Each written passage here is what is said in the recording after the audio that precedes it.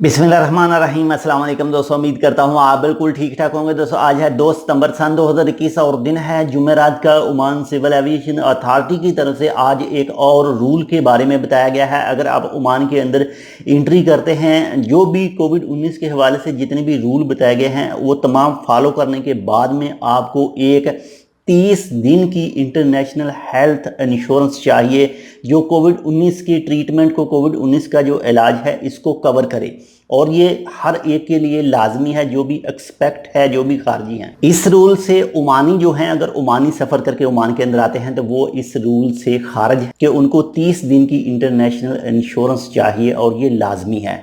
और इसके अलावा जो इंडिया से 4 से 5 शहरों से फ़्लाइटें आई हैं मस्कत इंटरनेशनल एयरपोर्ट पर। इसके बाद में पाकिस्तान से 2 से 3 शहरों से आई हैं फ़्लाइटें। और इसके बाद में बांग्लादेश से भी, ढाका से भी फ़्लाइटें आ चुकी हैं ओमान के अंदर मुख्तलिफ पैसेंजर को लेकर।